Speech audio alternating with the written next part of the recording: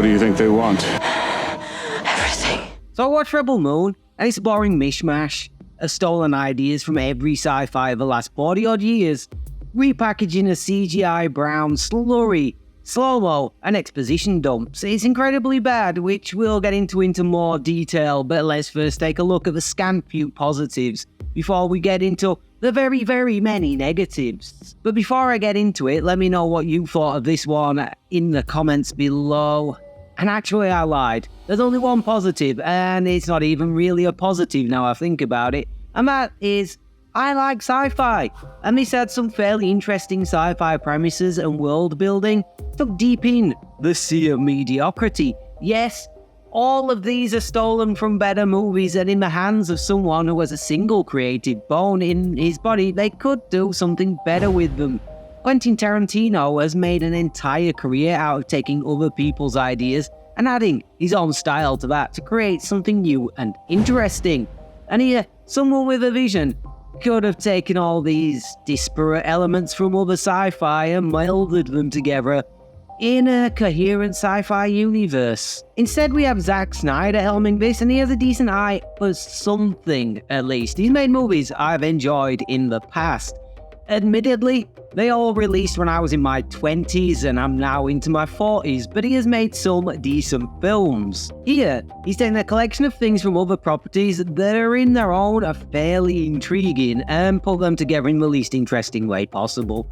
I'd even venture to say, this would have been better off being a limited series of 6 episodes, so he had time for these elements to be explored and expanded, with each episode being able to focus on one character and their background, which would also enable him to then show us the world he's built naturally. I don't know though if that's some giving Zack Snyder too much credit though. I don't know if he just fundamentally can't be creative, and his one talent was adapting things that already existed in other mediums to film, or making other people's creative visions come to life, which are admittedly actual talents. It isn't easy to make comic book panels leap off a page. Actually, as it turns out, my one positive was probably really a negative, but anyway, let's move on to the things that are definitely bad about this, and there's a lot of them. I'm just going to run down my notes in the order I wrote them. My first note is this movie looks like ass. Everything is a brown gooey mess of CGI with an orangey brown colour grade to really hammer home the brownness of it all. Occasionally we get a bluey grey colour grade, but seeing as the backgrounds in these scenes also look like gloopy ass, it makes absolutely no difference to the overall visual mess. It's also obviously filmed on the volume or some other such soundstage. In some scenes you can literally see where reality ends and the giant wall of LCD screens begins because they are a different colour. Now there's a literal line running across the screen. As a result, everything looks unreal, even the things that are real. I literally made this everything looks like ass note in the opening scene, along with my next note. The opening scene is literally an exposition dump. And buckle in, chaps, because this film is Exposition Dump the Movie. Apparently Snyder has heard of the adage, show don't tell. So in a novel approach, he thought he'd get around this by having everyone tell their exposition whilst having a flashback, which I gotta tell you, doesn't improve the exposition dump situation one iota. Showing and telling is just telling with extra steps. The entire film's narrative structure can be summed up like this.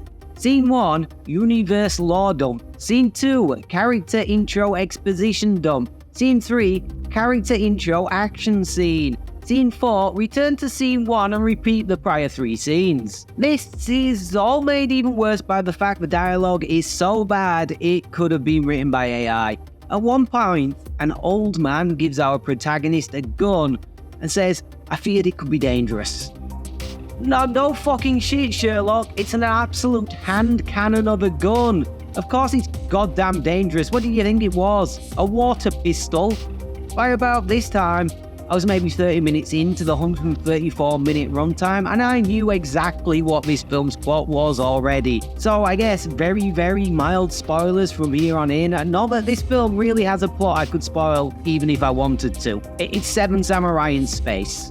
with a whole plethora of other ideas stolen from virtually every popular sci-fi film and TV show of the last 40-odd years, uncomfortably bolted onto it. The bad guys are straight out Warhammer 40k. Hell, he even interchanges the name Imperium and the actual name of the faction, the Motherworld. But I'm sure in an attempt to make his plagiarism less obvious, he made the soldiers look like the necromongers from Chronicles of Riddick. It's something I never thought I'd get to say, but Chronicles of Riddick has more creativity in his little toe than this film can manage in its entire body. Here are some more of the ideas I saw this film rip off. Cowboys in space is cool, just like in that little-known and not at all beloved show, Firefly. So let's have some of those.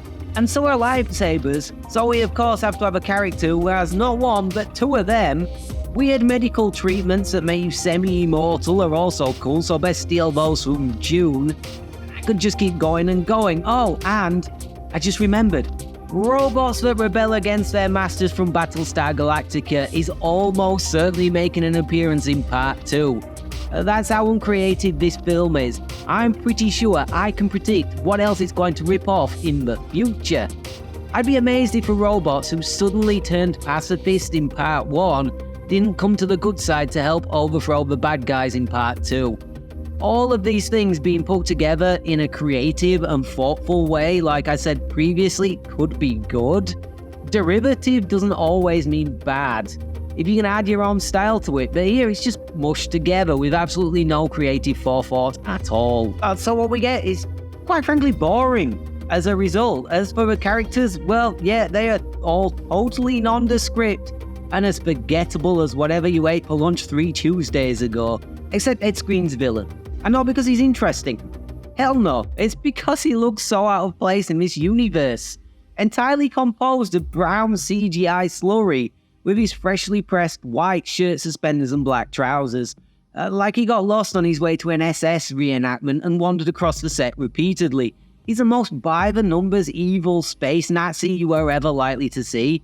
The main protagonist is of course a farmer, who is secretly the most wanted person in the universe, because she's also royalty and a badass warrior, because of course she is. The only way it could be any more creatively bankrupt is if he'd called her Lucy Skyrunner, but at least the action scenes are good, right? Right? Fun fact, no, they're fucking awful. Entirely composed of slow-mo and camera cuts. Just oh so much endless slow-mo and camera cuts. So you have goddamn no idea what is going on, because as I've already said, everything looks like brown slurry to start with. The slow-mo is so overused. At one point, I wasn't sure if a character was just running heroically to save everyone really slowly, or the scene was in slow-mo. Actually, you know, I honestly couldn't tell. I'm pretty sure it was probably just in slow-mo, because 1 in 10 scenes have slow-mo in this film for some goddamn reason. And my last note I've got written down here is that the music is so goddamn overbearing. Every scene is introduced by what the subtitles called rousing choral music. It's choral music, alright. I'm not sure I'd call it rousing though, because that's underselling it. It's a soundtrack equivalent of a sledgehammer to the face. It's overblown, it's overdone, and like everything else in this film, I'm sure it's aping something somewhere else that's way better, but I don't know anything about music or soundtracks to say for sure. One last thing I want to discuss, which I didn't make a note of, but it just came to me now, and it's something that grinds my gears every time I see it. Stop making shit films that have no real ending and purely exist to set up more almost certainly shit films. At least Netflix were dumb enough to pay for both these films in one go, because we'd never be seeing Part 2 otherwise. Although I did just read before recording this that this has been a massive smash hit on Netflix, so what do I know? Which I guess I'll be watching Part 2, if for nothing else, and I'm a glutton for punishment. Do I recommend Rip Off Moon? No, I don't, because of everything I've just listed above. It really reminds me of Jupiter Ascending, another epic space action opera that was a jumbled mess of every sci-fi trope imaginable and just came off as a boring trite mess. Rebel Moon is a visually ugly, creatively bankrupt, boring as all hell puddle of bantha piss. 2 out of 5 stars. Thanks for watching. If you enjoyed that, then please comment, like, and subscribe. I'll be back sometime in the new year